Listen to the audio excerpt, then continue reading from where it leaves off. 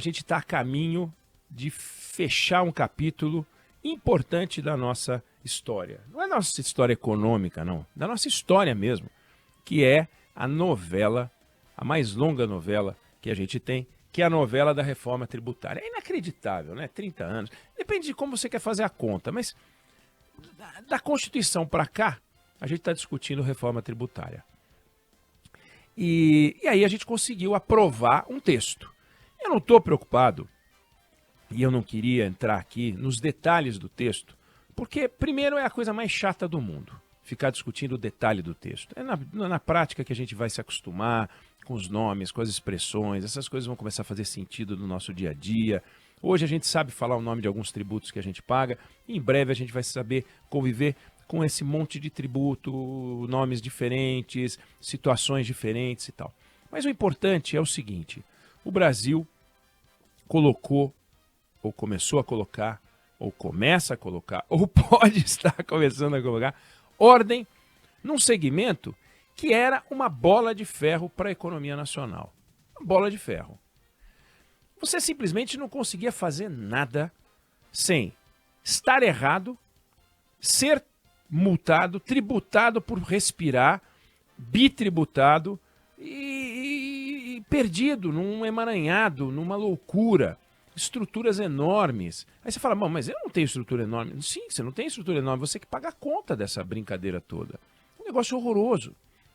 E o Brasil começou a colocar uma ordem. E isso é para festejar, é para bater palmas, é para pular de alegria.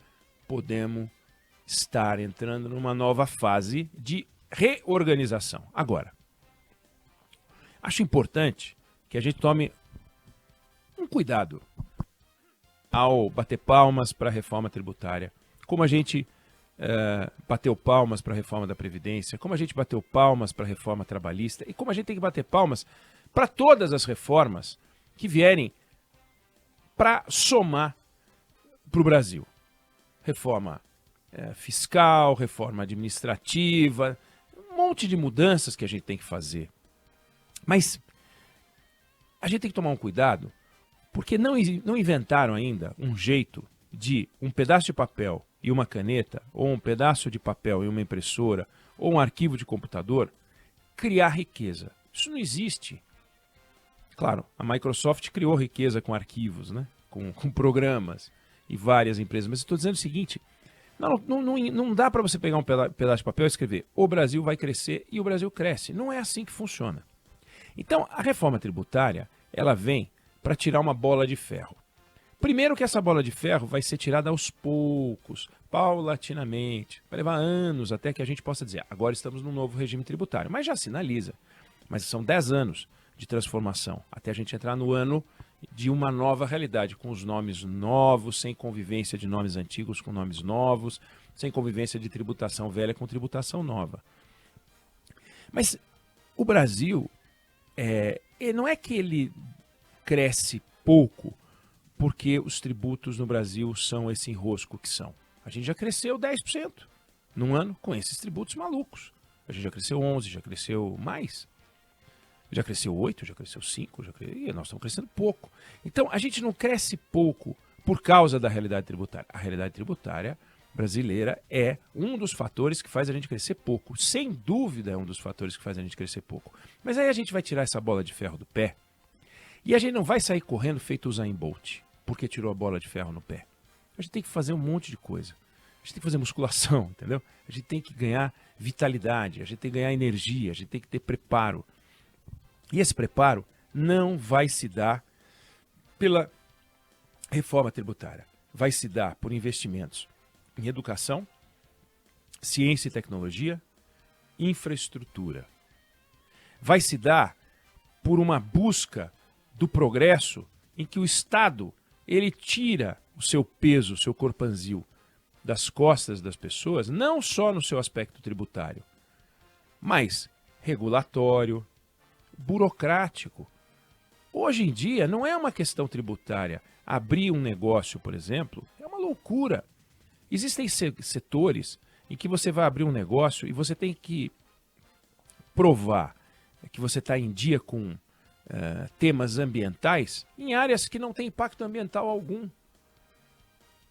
Então, uma coisa é você, por exemplo, montar uma coisa com uma oficina que mexe com tinta e tal. Obviamente, você tem que pegar registros em área ambiental. Outra coisa é ter um escritório, mas que por semelhança, por trabalhar com algum setor, precisa também de autorização de órgão ambiental. E é uma loucura, isso é burocracia. Eu estou falando de um exemplo, mas existem outros vários exemplos e situações em que o Estado complica para você produzir. E, na medida em que a gente não investe de verdade na qualificação, em educação, ciência e tecnologia e infraestrutura, porque não tem dinheiro disponível, porque a gente consome no Estado o dinheiro com outras coisas, são questões, são prioridades. Eu vejo quantas e quantas vezes os órgãos de Estado, as estruturas, as corporações festejando conquistas salariais. Como se as conquistas salariais fossem transformações para o Brasil, produzissem transformação. E não produzem transformação para o Brasil. Então, a gente precisa de um professor ganhando mais. A gente precisa de um médico ganhando mais. Sem dúvida nenhuma, isso é importante, é uma conquista para as categorias. Mas para que o Brasil possa se apropriar dessa conquista, a gente precisa qualificar professor, qualificar médico. A gente precisa de qualificação. E isso a gente não tem. Isso a gente investe pouco. Nisso a gente investe pouco. Ciência e tecnologia, pega os números. A gente volta a esse assunto amanhã. Ciência e tecnologia, o Brasil investe pouco comparado com outros países. Então você pega algumas máquinas de produção de novidades, que são países asiáticos, não é só porque eles são asiáticos e a nossa legislação é diferente, também a quantidade de dinheiro alocada é menor aqui do que lá. E infraestrutura, não precisa nem falar. O Brasil tem ainda estradas de terra que são essenciais para o transporte do agronegócio. Estradas de terra. Quer dizer, na hora que você tem um país agrícola, ele deveria ter, o pedaço, a sua porção agrícola, deveria receber toda a atenção, porque é essencial para a nossa exportação, é essencial para o nosso enriquecimento. E, no entanto, você vê o pouco caso e a preocupação excessiva e distorcida com discussões ambientais que não se colocam, que não deveriam ser colocadas. Então, ferrovias que não andam, rodovias que, como eu disse, ainda precisam ser asfaltadas. Aí pega, por exemplo, a discussão sobre o investimento da Petrobras na margem equatorial, lá no litoral, Amapá. O que acontece naquela região, do Amapá até o Rio Grande do Norte? Uma discussão ambiental porque o IBAMA cismou que se pesquisar petróleo lá, nós vamos destruir o meio ambiente. Ele cismou. Mesmo que esteja a 500 quilômetros da costa, mesmo que a Petrobras não registre um acidente há muito tempo, e acidentes de grande porte, nossa, vai procurar. Tem que voltar muito tempo mesmo. E, no entanto, a gente não avança. Então, a reforma tributária, ela é essencial. Sem ela, realmente a gente ia estar numa situação muito ruim. Porque não tem o que falar lá fora. O Brasil querendo entrar no OCDE, Brasil querendo ser um país com indicadores analisados por critérios de primeiro mundo, e tem essa realidade tributária alucinada. Não tem cabimento. Era realmente um manicômio. Agora, vamos imaginar que a gente estava num manicômio. No caso, um manicômio tributário. A gente estava hospitalizado. O Brasil estava hospitalizado do ponto de vista tributário. Agora você tira uma pessoa do hospital, ela não está preparada para o combate, para a guerra, para a corrida, para voltar para a academia. Ela tem que se recuperar.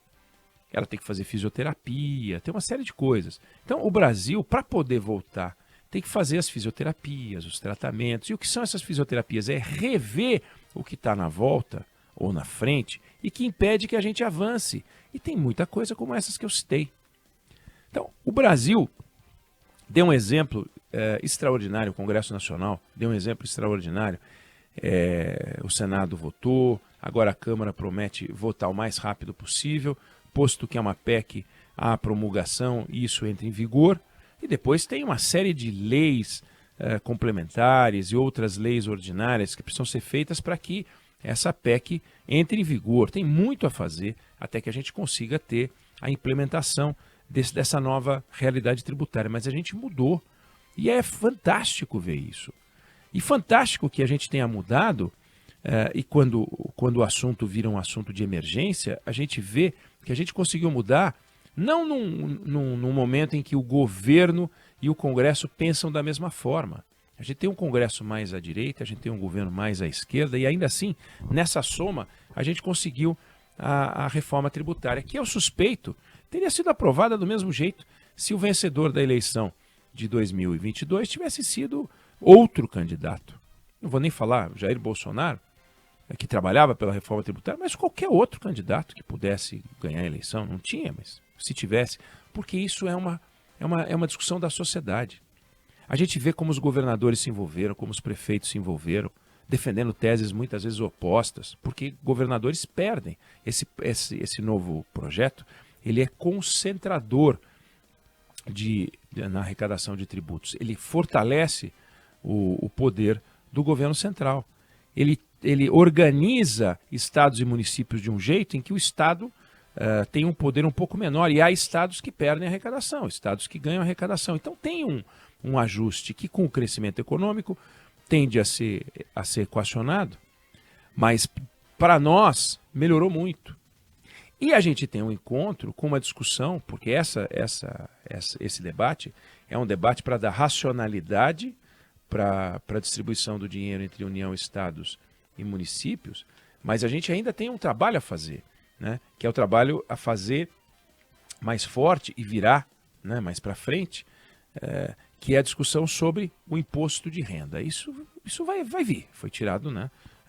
Isso era uma coisa que estava meio que discutindo junto, retira, e esse assunto imposto de renda virá, que é a hora de discutir distribuição, a diferença, a desigualdade social, tudo virá neste momento e esse debate virá. Então, Congresso de parabéns, o Brasil ganhou um novo estímulo e oxigênio para ir em frente com esse alerta que eu fiz.